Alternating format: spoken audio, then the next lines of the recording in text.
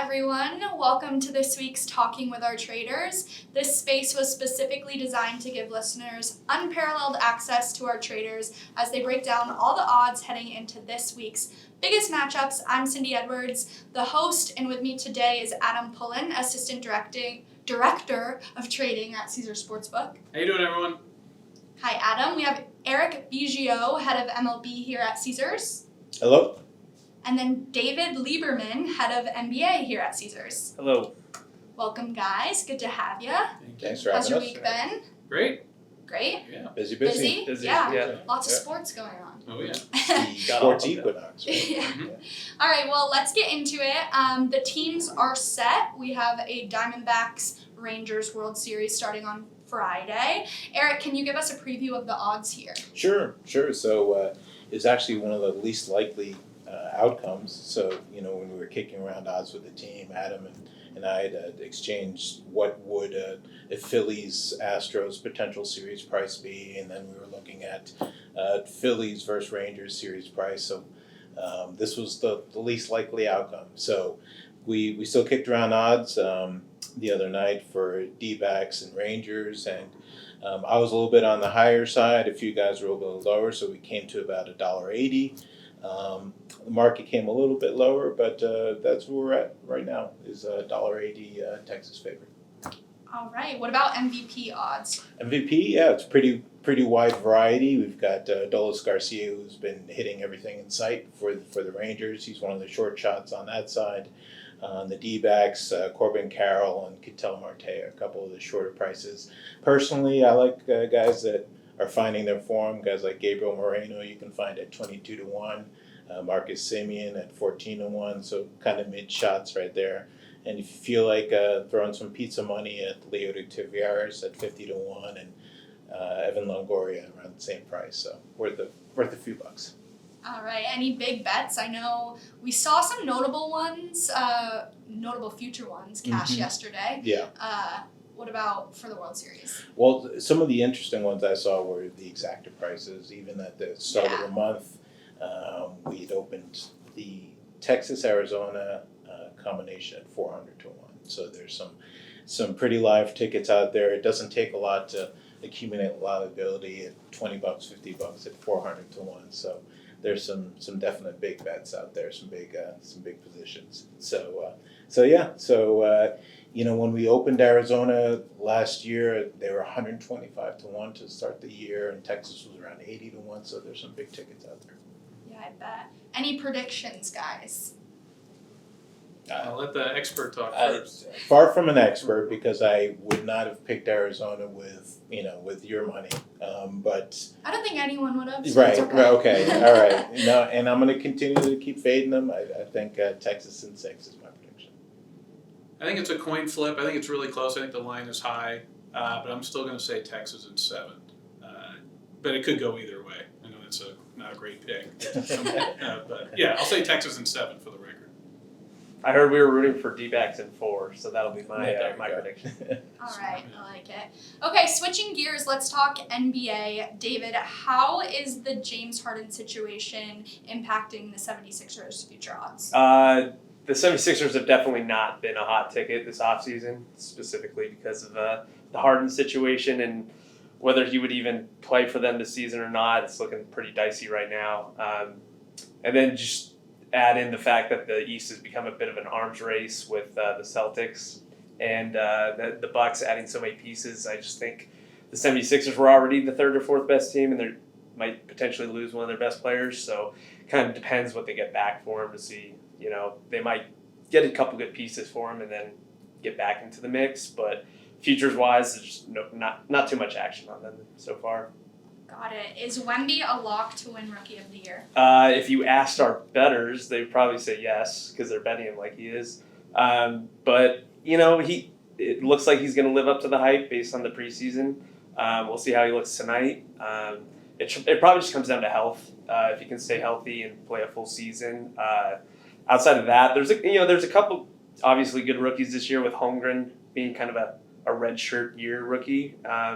He's had an extra year, so he could compete as well if Wembanyama doesn't quite put up the numbers that people are expecting. But ultimately, he's looking pretty good chance of winning it. Are his 12-1 odds to win Defensive Player of the Year too high? That one, the thing with Defensive Player of the Year is he could put up like big block numbers and the stats that a Defensive Player of the Year might put up, but it's also a team-related award. So if the Spurs aren't very good or very good defensively, it's kind of harder to see him win that one. But who knows if he just goes crazy on the defensive end? You can see him get into the mix and maybe even win it. I don't know. We'll see. We have him at 12-1 right now, so a little bit of a long shot. Yeah. Which team is the biggest liability to win the championship, and who's the biggest liability for MVP? Well, to continue the Wembanyama hype, the Spurs are our biggest liability for the championship. That's kind of a reflection of their odds to win it. And after that, it's the Nuggets, who obviously there's some believers that they repeat, and they looked pretty good last night. So, but the Spurs and the Nuggets are two biggest liabilities for the championship. And then for MVP, it's also Wembanyama, which I can't really see happening, but stranger things have happened. And outside of that, it's Jokic again. But I think Jokic has like he got robbed last year, so he has the narrative that maybe it's it's tough to rob the best player twice in a row. So I mean, you can do it once in a while after he's already won a couple, but those are their two biggest liabilities for MVP. All right. Moving on, can you break down the Clippers' odds to win the NBA Finals? Currently, they have better odds than the Mavs, Heat, 76ers, and Cavs, just to name a few. Yeah. So the Clippers they're an interesting team because they have so much talent, but they can't stay healthy. So it just comes down to can they get in the playoffs first, and secondly, will they be healthy in time for the playoffs? And I just think compared to some of those teams you listed off, their overall talent is probably a little bit better and a little bit better chance of them winning a finals.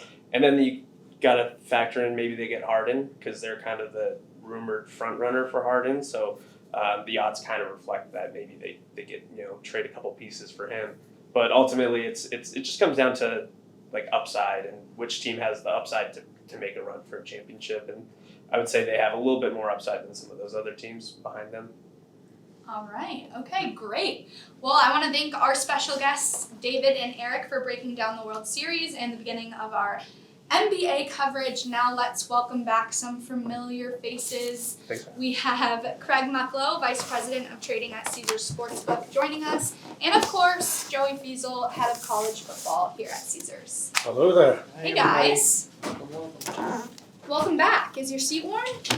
Nice and warm. That's the way I like it. Perfect. That was great. But jumping into some college football, Joey, what did we learn about Ohio State after their big win against Penn State? And do they have the best two wins combined so far this season?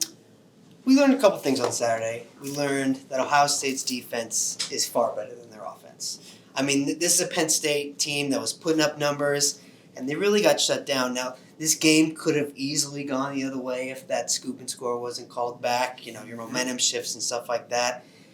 Marvin Harrison also is making the case that he's the best non-quarterback in the league now that Bauer is out.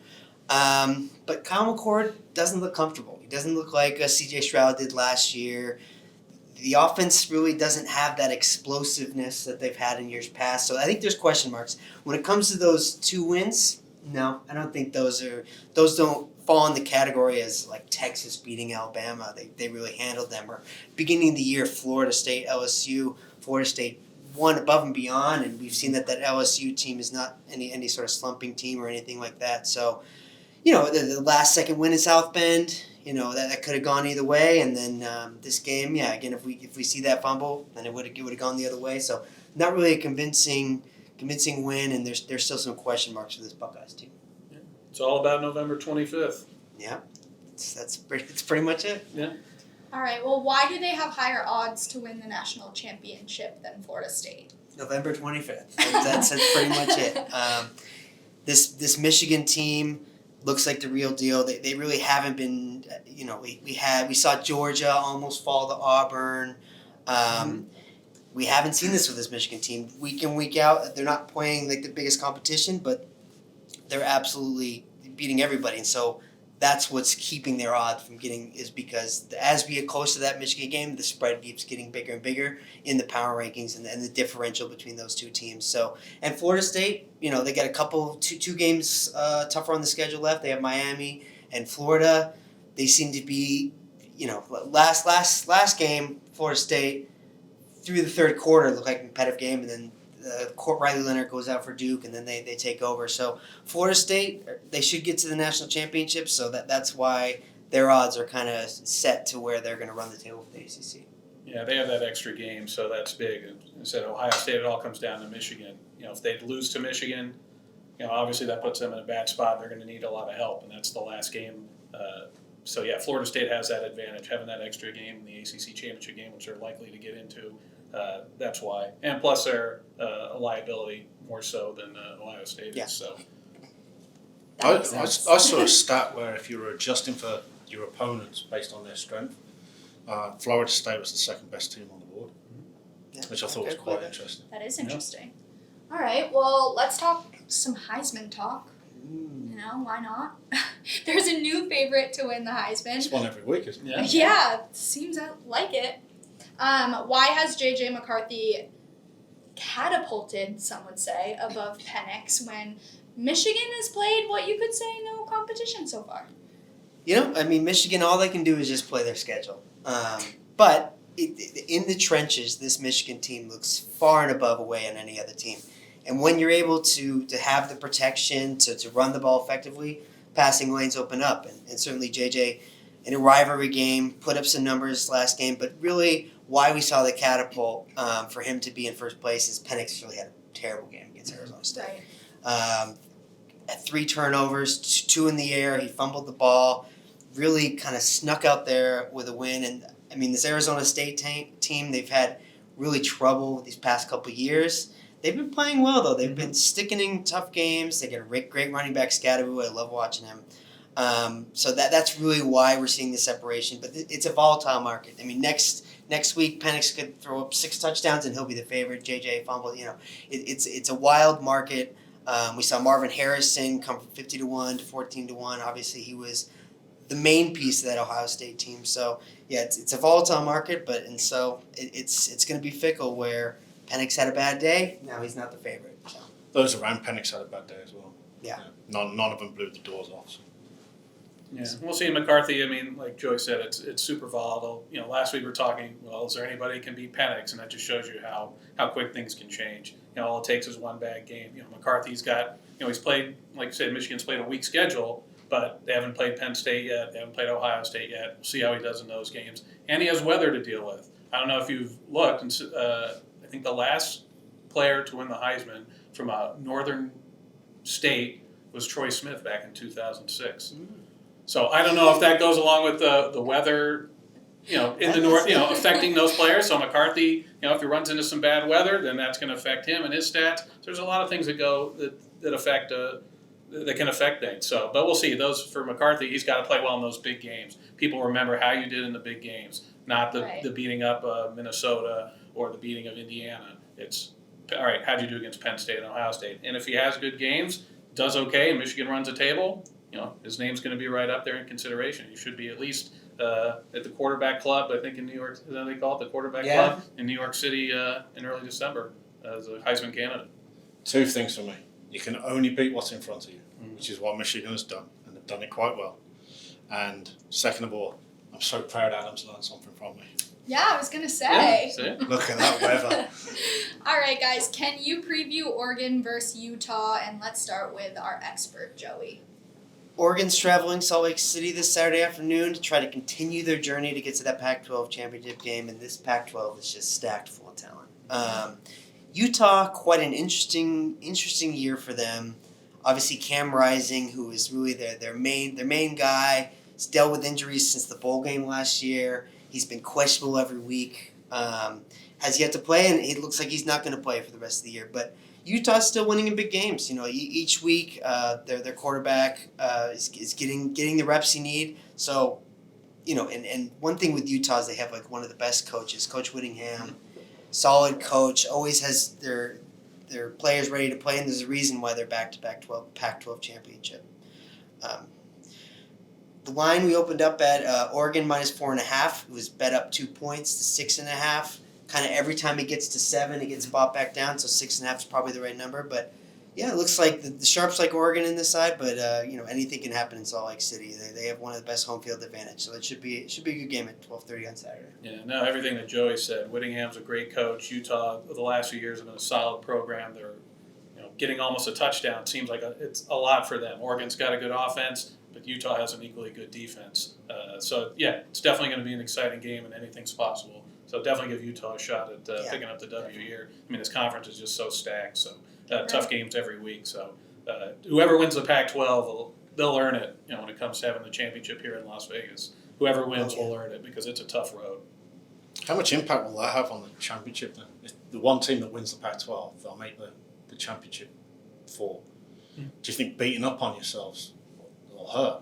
I think it hurts, yeah. I think those Pac-12 after dark games, man, anything can happen. Yeah. And it's there's only 4 spots. This is last year where there's only 4 spots in the playoffs. So, we got the committee kind of coming out with their rankings. I think next week, right at Halloween, and then we'll find out what they think of this Pac-12. And they certainly going to hurt their chances in this last Pac-12 year as we get later. If they come with 1 or 2 losses, that could get you out of the conversation. Yeah, they'll have time to recover if one's capable of making it. They have 1 loss, and they'll have some time off to get healthy. But if it was maybe they're playing the next week, then those tough games are going to catch up with you. But they'll have a little break if one of those teams is able to get to the Final Four. All right, let's get into some NFL. Crazy weekend for upsets. Let's talk updated power rankings. Who wants to start? Ravens number 1. Yeah, you did call that. You're You're easing them into number 1. So I'm now trying they're to keep at it number quiet, 1. you see, that's the I thing. know. Yeah. 49ers 2. The Browns, who I had in the top 5 last week, are at number 3 now. The Chiefs and Adams Eagles.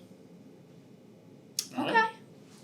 I'll say in order: Chiefs, Eagles, Niners, Ravens, Jaguars. Jags are new. The Jags were 6th for me. Yeah, it's I mean, look, there's anybody you could throw a bunch of teams in there for the 5th best team. I had Houston quite high up as well. When I was looking at my numbers, I had to double check everything last night. They're scary. They're scary. I mean, that is even scary to think that Houston team in this conversation. I have Eagles, Niners, Chiefs, Dolphins, Ravens snuck in. Lions are out. The Ravens have really not shown me. I mean, they obviously had a good offensive game. The Lions were the Lions finally for 1 week. I think we jinxed them. Yeah, probably did. Per usual. But yeah, I think it's really kind of Lamar has to show that consistency in order for him to climb up the charts. But yeah, I'm not gonna throw the towel in for the Niners or the Eagles or the Chiefs yet. And the Dolphins still I think is the best offense. So they're sticking there with me. Not bad for a running back. 4 out of the 5 1-5 teams won last week. Which was the biggest surprise? I think your Patriots were the biggest surprise. Look, I think a lot of people expected the Bills to bounce back, even though they didn't lose against the Giants. They could have easily lost. And as bad as the Patriots have looked, it looked like a surefire Buffalo win, but that wasn't the case. Looked at the end when Buffalo took the lead. Well, you're like, okay, that's it. But give credit to the Patriots. Give credit to Jones. Led the team down the field, scored the touchdown to win the game. So, as we say, nothing is surprising. But to me, of all the games, 1-5 teams that won, that was the most surprising to me. Even though Buffalo, we talked about it last week, they don't look right. They haven't looked like they have the past few years. So it's definitely something that's troubling. But still, big win by the Patriots. It was only right that Bill Belichick got his 300 versus the Bills. The Bills, yeah. You won't be getting 301 this week. Statistically, New England, because they were the biggest dog. Right. But it was a divisional opponent that you know very well, and Belichick coaches better than McDonough. The same applies to the Giants win over the Commanders, divisional opponent. So for me, it was the Bears, given the first-time starter who was absolutely lights out. Yeah. You kind of worry that at what point do the team start mailing it in or not trying as hard. But the Bears for me, they looked impressive. Well, okay, they beat the Raiders, but that was the biggest surprise for me. Joey, you better not say Patriots. I can't say the called Patriots. the I called the Yeah, you Patriots. called So it. it wasn't a surprise to me. I saw it coming. Nostradamus. There's the Bears for me as well. Obviously, with the injuries, I mean, the Raiders aren't very good, to be honest. But, yeah, they were missing their running back, missing their quarterback, still putting up points. There's definitely the Bears. I mean, they're really hot and cold. The one week, they just look like the worst team, and then the other week, they're putting up 30 points. I mean, they certainly had some turnover help, but, yeah, that was definitely the biggest surprise for me. All right, well, you all picked a home dog. How have home dogs performed this season? 44 home dogs, excluding the London games. I got rid of those. 20, 21 and 3 against the spread. 17 and 27 straight up. And if you bet them blindly, 3.5 units profit. With the over-under at 15 and 28 and 1. Then I looked a little bit deeper. 17 home dogs of greater than a field goal. 9 and 7 against the spread. 6 and 11 straight up, but plus 6.5 units if you bet them blind. 8 and 8 over-under. And then the one I really liked was home dogs of less than 3.5 points or a field goal or less. The over-under is 7 and 20. So the under. The most profitable teams are the Jets and the Texans, 3 and 1, 2 and 0. Interesting. Surprising or no? I should have had a look back at the last 5 years to compare, but you asked me other hard questions, so I had to prepare for those. Fair. Moving on, can you break down AFC North odds? Looks like there's quite the divisional race starting. None of the teams below 500. Obviously, the Ravens, with their impressive performance last week, they're the favorite, deservedly so, at even money. They have a 1-game lead over the Browns and Pittsburgh.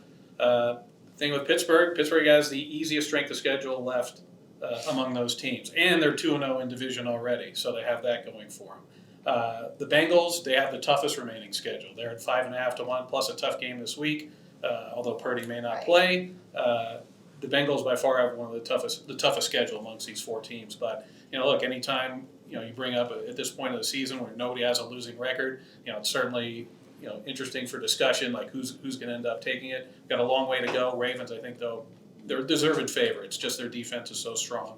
Like Joey said, he's saying Lamar's got to prove it. He does. Can he stay healthy? So we have a long way to go. I think Cleveland is a team that probably has the best chance of usurping the Ravens.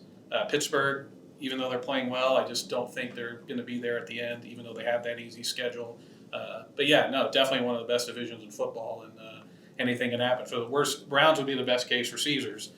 Worst case are the Steelers. So we'll be Browns fans in our AFC North and rooting for our AFC North champion. Yeah, the same with that. I mean, this is like, Craig's got the Ravens as number 1, so they should be the clear, favorite. Best team probably. Browns dealing with the quarterback issues, and the Steelers really haven't shown me. They got the schedule going for them, but not the biggest picket guy. So this is really the Ravens to lose. Yeah, the Bengals, they really dug themselves in a hole, and it's going to be hard to get out of it. Yeah, I like calculating season wins and expected season wins as the season goes on, especially for baseball. It's one thing I've always loved doing. The Steelers are punching way above their statistical weight, so I expect a regression to the mean at some time for the Steelers. The Bengals, they've got a tough schedule, but we know the Bengals get hot later in the season. It's all about health for that team.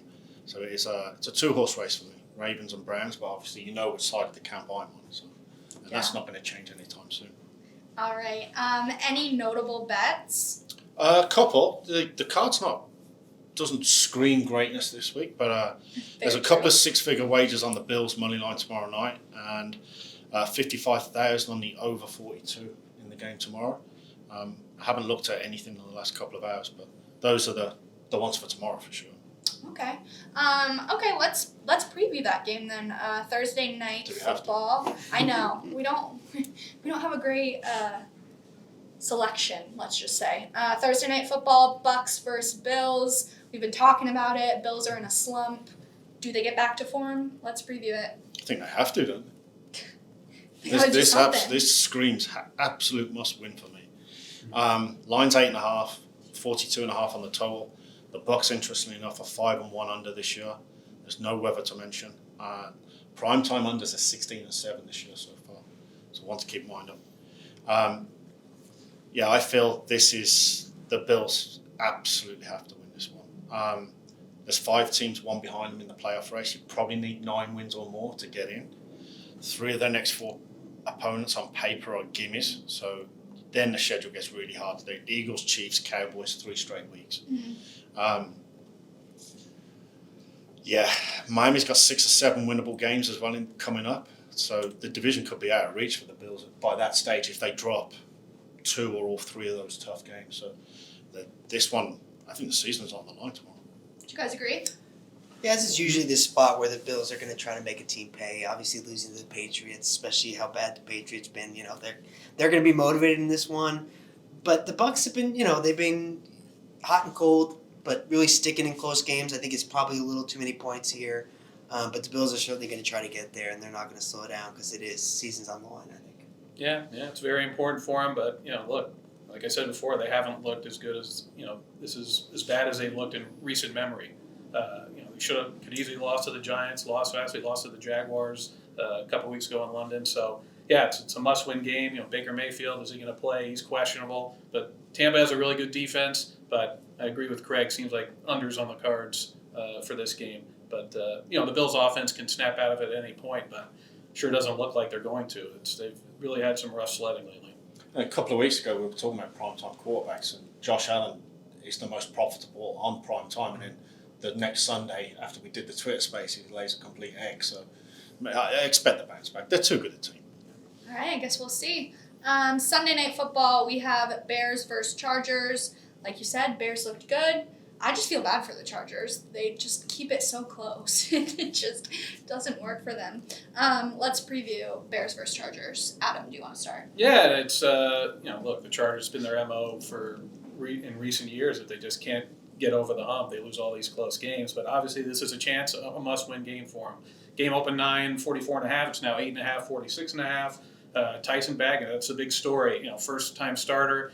Doesn't matter who you beat, it's still impressive. Number 1 pick in the draft, Bryce Young, he hasn't won a game yet. So credit to Bagent. Will he be the next Phil Simms or Kurt Warner? Remains to be seen. But it's just a great story. But like I said, the Chargers, it's a must-win game for them. They have to win. This is, they can't drop a game here. Look, we talked about how the Bears, no matter who won last week against the Raiders, it doesn't matter. It's a win's a win, but it's tough to lay that point with the Chargers. Every game is close. Are they going to be able to snap out of it and get a convincing win like they should? I mean, the recipe's there. First road start for a young quarterback. Am I betting the Bears? No, but I don't know if I have any confidence on the Chargers either. Yeah, it's the Chargers seem to be always for years. It doesn't matter, coaching changes, whatever. They're always in close games, and most of the time it doesn't go in their favor. It's just wild. They're just one of those teams. Bears will be outfields again. Got the quarterback. We'll see. Usually once you got some tape on there, it's not going to be in his favor. But this certainly could be another game where the Chargers, they have to win and they just don't. So it should be interesting. Yeah, the Bears are 6-1 to the over this year in their games. 3 of the next 4 are winnable games for the Chargers. For me, it's exactly the same as the Bills. This is one of those you've got to win. That's right. They kind of got, I say lucky, but they've got the Lions and the Ravens both at home, which are probably home field for the Ravens and Lions, judging by the people that go so far. If they can steal one of those, the season's not over, but you've got to start winning these close games. Yeah. Okay, that leads me into just a side question because you mentioned their fans, and I mentioned it a couple weeks ago, but do you think they're planting fans now? Because I said that they don't have any fans. They listen to you. Did you see They did. Okay. Wasn't there a team that apparently they played audio into the stadium one year? Yes, Years yes. ago. Minnesota and Indianapolis. I can't remember. Minnesota. I thought it was Minnesota, Minnesota, yeah, Minnesota, for sure. yeah. Yeah, so that's been on Instagram and Twitter that the Chargers have a plant fan, but I don't know if I believe it. Anyways, Monday Night Football, we've been seeing a lot of Raiders primetime games, so what's one more? Yeah. Raiders versus Lions, who we sadly jinxed, so who wants to start? They lost to the Ravens, yeah? Yeah, bad. Another 8-point favourite, 45.5 on the total. Both teams coming off big losses. Like, the Lions is understandable. You went into Baltimore, you got it handed to you. The Raiders went to Chicago and lost to Chicago to a quarterback who had never started. the Lions will be fine. They'll make the playoffs as the division winner, no doubt. But going back to what we said last week with the overreaction or not, will they win a playoff game? You need home field in the playoffs. Well, we know this with Miami. If Miami go on the road, they've got no chance.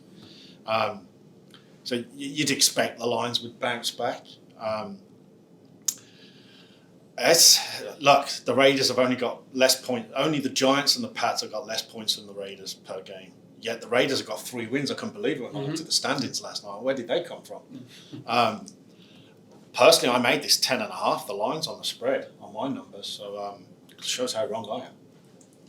And it seems like this is a spot where the Lions can get healthy and bounce back. Yeah. Dan Campbell, I think he'll get his team ready. The Raiders, it's kind of a mess offensively. Who's going to be playing quarterback? Still don't know. Lions have a good defense, even though last week they got it handed to them by the Ravens. So, yeah, it's the Raiders' offense has been anemic. They've only scored 21 points against the Patriots. Now it's because of a late safety. So, it looks like the Raiders are up against it. I could just see the Lions seem like the type of team they're more capable of bouncing back than other teams. I think Campbell will have his team ready to go. And I know for sure, even though we're here in Vegas, we're going to need the Raiders pretty heavily come Monday night. You look at how the games line up. The afternoon games, a lot of big favorites on Sunday. Sunday night, a big favorite. Monday night, a big favorite. So there could be a lot of liability going to the Lions on Monday night. I'm pretty sure about that. Yeah, the Raiders are just in deep trouble. I mean, it's just they don't want if they're going to try to get into shootout with the Lions, it's going to end poorly. So they got to kind of try to control the ball and try to get those wins early, kind of how we saw Minnesota did on their Monday night, right? Yeah. Does it count as a shootout if you can only score 21 points? Yeah, Will they have Jimmy G back? Do we know? I think it's questionable. I think Still up in the air. Fair hope. Both Fair enough, backups Greg, threw a fair couple enough. picks. But when you watch Jimmy G, it just looks like the timing is completely off. It's like Derek Carr on the Saints as well. All the timing with the wide receivers is just non-existent. Yeah, well, first-year He's quarterback.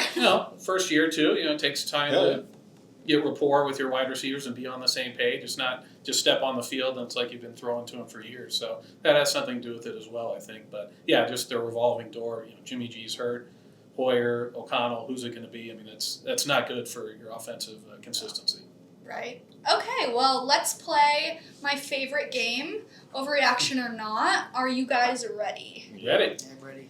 Overreaction or not, Tyrod Taylor should be the Giants' starting QB moving forward. Overreaction. Tyrod Taylor does this every year, where he's good for a couple games and then he regresses back to the normal Tyrod Taylor. They paid Danny Dimes. They believe him. So I think, when he gets healthy, he'll be the starting quarterback. Yeah, it's got to be Daniel Jones. You're paying him all that money, regardless who it is, whether it's Tyrod Taylor or Daniel Jones. Both of them will be running for their lives with that offensive line. So it may not matter. Yeah, like Joey said, Taylor's a serviceable backup. They're in capable hands. But look, you paid him all that money. If Jones is healthy, he's got to be playing. Simple as that. Not. I'm going the opposite way. Ooh. Tyrod's 2 1-yard plays away from being 2-0 as a starter. He's experienced and he's playing with nothing to lose. He knows Daniel Jones is going to get the job back anyway. Let Jones get healthy. You shouldn't lose your job because of an injury. Let Jones get healthy. Let the offensive line get healthy so that Jones doesn't hurt himself again. Yeah. Let Tyrod manage the team. The season's probably over, so go for it. All right. Overreaction or not, the tush push should be outlawed. Adam, I'm going to start with you. Well, as I call it, the brotherly shove. That's the name I like better. I Look, like it's that. yeah. Well, look, it's it goes back to Matt Leinart and Reggie Bush years ago, and now the Eagles have taken it to a whole nother level. They're going for it at their own 20-something yard line on 4th and 1. But look, if it was that automatic, then why isn't everybody doing it? Although the Vikings tried it the other night, Fred Warner timed the snap and stopped them from doing it. So if it's that unbeatable, unstoppable, why isn't everybody else doing it? You see all these teams that get 4th and 1, they're in the shotgun. There's maybe an art to it that the Eagles know and that other teams don't. But look, until it's deemed illegal by the NFL, keep doing it. I suppose it depends on whose tush you're trying to push, isn't it? That is true. I wouldn't submit anybody through the trauma of trying to push my butt for a yard. Look, no, it shouldn't be outlawed. What you should do is learn to stop it. Mm. And the way to stop it is stop giving Philadelphia 3rd and 1 and 4th and 1. Right. Somebody far more intelligent told me that Jalen Hurts can squat 600 pounds. I couldn't squat 600 pounds in 6 100 attempts at 1 pound. So like he's got the strength, but it'll keep going until teams stop giving them the short down, but also until somebody gets injured. So is it Hurts or Kelsey that are making this successful? We don't know. It's a combination. It's a of all, combination. yeah. Yeah, to everybody. They get low. How they get so often low do to you the think ground. they're practicing this in practice? Or they just have From it the down looks of it, a pat? lot. They Yeah. just got it down. I mean, I don't know. it's- Maybe they've mastered it. But They don't need didn't to Miami tried going under the Yeah. snap, didn't They they? had Pull to track. because they kept jumping over as well. Mhm. I don't know. Okay, so we're saying it should not be outlawed. Well, we're waiting for Joey's answer. Oh, yeah. Yeah, I say overreaction. It's just, I mean, just because you can't defend it and the Eagles do it so good doesn't mean you get rid of it. Yeah, learn to stop it. Yeah, figure out how to stop it. Okay, overreaction or not, the Ravens are the best team in the NFL. Do I even have to ask you, Craig? Nope. Overreaction. Yeah, I'll go back to it. Need to see consistency from Lamar Jackson and passing it more. Not throwing turnovers. Until they do that, they're not the best team. You're missing the whole thing, right? The Ravens are like the Miami Heat of the NBA. They're like the San Antonio Spurs when they had their dynasty. They are so well managed from top to bottom. Everybody knows their job. It's not just the players on the field. It's the managers, it's the coaches, it's the GM. That team has always been high in my books. And I'm not a Ravens fan, but I can only speak highly of them. Yeah, I'll say overreaction. I mean, There you go. sorry, Craig, but it's still the Chiefs. The Chiefs are the Super Bowl champions. The Chiefs have Taylor Swift on their side. What else do you need? I mean, until they're the champs until somebody beats them, or until they start looking like they're human. I mean, they just keep winning. You know, they had that one blip week 1, but It's week wins. Yeah, that was week 1. So yeah, in my opinion, it's got to be the Chiefs. So overreaction. Okay, overreaction or not, the Dolphins are frauds. They are. You heard it here first from a Dolphins fan himself. Look, yeah, they're great on offense. Yeah. But every time they've gone against a decent defense, and we said it last week before the Eagles, I only picked sides for dinner, but I couldn't have liked any more of a side than Philadelphia last week. They go against decent defenses, they get shut out. They get stopped. The teams control the ball. The Eagles controlled the ball. They were dominant throughout the whole game. The score doesn't even reflect how one-sided that was. I said the Dolphins' defense was like 28th, 29th on my numbers last week. Right. Great defense will always beat great offense. Ask the 1991, 1994 Buffalo Bills. I'll say overreaction. Frauds is a bit too harsh, but Craig is entirely right. The best teams they've played, they've gotten blown out. Yep. So it's how you do against the good teams like the Eagles and the Bills. Well, Chiefs we next talk week. about Chiefs next week. Not how you do against the Panthers and Broncos. Exactly. So Right. I'm not. It's an overreaction that they're a fraud, but What about you know, imposters? That's like a nicer word. yeah, it's nicer definitely. Joey? I'm overreaction. I'm an offensive guy. Same thing with why I don't think the Ravens are. I think the Dolphins have the best offense, and that once they get in their groove, again, if they continue to win games, get that home field advantage in playoffs, I think they're definitely live. They So absolutely have to go. they have to. Yeah. I mean that's the best point. For what it's worth, Greg, I'm with you. See, somebody listens. Okay, so we had an interesting question submitted. I don't think this is an overreaction or not, but here's the question. Are traders allowed to root for a team if it goes against the house? Let's go up in tiers. Okay. So I'll give the simple answer. No, you are not allowed to root against the house. It's every week we have decisions. Yeah. We're going to need certain sides of games. We all know, anytime there's a big favorite, we're going to need the dog. But people are sports fans. You don't fall in this industry unless you really enjoy sports. Right. I've been very lucky that every Rams Super Bowl we've needed the Rams, so I don't have to worry about it. You're No lucky one to likes have a the Super Rams. Bowl. Yeah. I'm lucky. I'm not complaining. But yeah, it's generally frowned upon. And yeah, I'll send it over to Adam.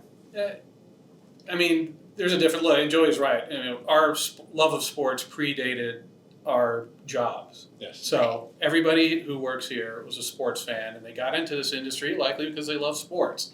And everybody has their teams, but when you get into the trading room, you have to be very careful. Look, in 2018, when the Eagles were in the Super Bowl, I donned my Kelly Green Eagles Eric Allen jersey to work, even though we took 2 7-figure bets on the Eagles. But I'm not sitting there rah-rahing. I'm just sitting there. I'm watching. Not that I get a chance to watch the Super Bowl anyway. Being in our business until the fourth quarter. But you have to maintain some control. In my opinion, look, I don't control what happens. If I wear an Eagles jersey, is it going to affect what's going to happen? No. But I'm certainly not going to stand up and start cheering every time the Eagles score if the house doesn't need it. So that is definitely frowned upon. Has that ever happened? It's happened to the point, not so much when somebody's rooting against the house on Sundays. We had one trader who was from Buffalo, such a big Bills fan. Oh yeah. Every single play commented. Every play, it doesn't matter what it is. The refs have it against the Bills. Whether we needed the team or not. Everybody's a fan, yes. But you can't outwardly root like you're at the ball game. Right. You have to maintain some sense of decorum. But especially when the house, what's a decision? When we have the Astros, that's a monumental decision. Obviously you shouldn't be wearing an Astros jersey. I thought it was wear your Astros jersey to work. One trader, if you can believe it, I don't mean to steal your thunder, but one trader did wear an Astros jersey the other day, which was did a double take. I don't think he was outwardly cheering during the game, but you got to know when, because look, we make our money. When the house does well, we do well. This is our job. This is what we're judged upon. In my mind, I don't mind somebody wearing a jersey of a team. Look, we have decisions. Like Joey said, every game's a decision. It's going to cost the house, but you just can't. You can't be like you're at the ball game when you're here at work. If you want to go do it on your off time, go to at home and cheer as much as you want. But for the house, you got to maintain some calmness and respect the fact that other people don't share your same views. So, but but look, I said we're all sports fans. You can't take that out of people. And look, if some people, Eric was here, he was a big Mets fan. If the Mets win, he's going to be pumped, even though maybe we'll go against the house. But it's hard to take that away. But you gotta control yourself in the trading room. Just so everyone knows, that's why I actually opted out of being a trader because of my intense fandom. You could cheer for the Patriots every week in this league. This year you can. It's one of the golden rules. Yeah. That you have as a trader that, be mindful of the company position. You lose fandom in this job because you're always looking at liabilities and things. So Sunday night I'm watching the Eagles-Dolphins. I'm cheering for the Eagles because it's the better result for us. Right. And we don't get awarded a Super Bowl in week 6. So, let's get that in. True story. In a former role of mine, a different company, Manchester United scored this 95th, 96th-minute goal. And the head of horse racing was a huge Manchester United fan. Stands up, starts cheering, he goes, get in. It's like a £2 million loser, which was £2 million was a lot of money back then. So the head of soccer took umbrage to it, said a few words, then looked at all the horse racing liabilities the rest of the day and waited for the real bad result in horse racing, starts cheering this horse home. As he's going up to the lines, going, get in. So the head of horse racing took umbrage to the head of soccer, and then all of a sudden 2 60-year-old men are duking it out. It's just like, so you've got to be like Joey. I could hear Joey from the other end of the building the other day with the Iowa punt return. So Joey's so focused on his, but also mindful of the baseball team should be mindful of what Joey's positions are, and Joey should be mindful of what the baseball's positions are. So, those are the golden rules. Golden rules. Yeah. I like it. That was great insight, guys. So just be respectful, but traders are people too. Okay, let's get into our weekly game predictions. Joey, let's start with you. You got the hot hand. I'm going with the Colts. I think that I really like I'm an offensive guy. I really like Steichen's offense. They got so close to the Browns. That great Browns defense. They put up 38 points against them. So I'm going back to the Colts. Great. Good. I'm going to go Jags Steelers first half over 20.5. Okay. Why the hell I picked Denver and Green Bay first half over last week? That looked awful. The data said it, so I stuck with it. You know, you win some, you lose some. Yeah. Unfortunately for me, no CFL this week, but There's a winner. You gave the winner last week. I did give a winner last week. One so and done. It was pretty. It was yeah. So no CFL this week, but I am going to go. It's played on a field. The ball is, it's not round. It's a spheroid, I think they call it. We're going to go with the Rugby World Cup final. It's in Paris on Saturday. New Zealand and South Africa, very big rivals in rugby, been so for years. Couldn't ask for a better matchup. I'm going under 41.5. Bad weather in Paris. 20 mile an hour and rain. And 80% chance of rain. I think it's going to, the scoring is in the Rugby World Cup. You see some high scoring games, but there's a big gulf in class between certain teams. But this game, I think it's going to be a little more close to the vest in a tight game. So under 41.5. I know I gave more analysis on the rugby final than they did on NFL. I don't know if that's what we want. Because that's what you're going to get. You're picking winners, that's why. Well, yeah, I picked one. Yeah. So, It's the origination of the You tush do what push. you want, Adam. I'm going with the Bills, but for what it's worth, Caesars does have a flash boost. Oh boy. Stephon Diggs, anytime TD, Craig, boosted to plus 130. They're going to need him. We're not going to need him. Well, do with that information what you will. It looks like we're just about out of time. Thank you, Craig, Adam, and Joey, as Thank you. always, for joining us and breaking down these odds heading into the weekend.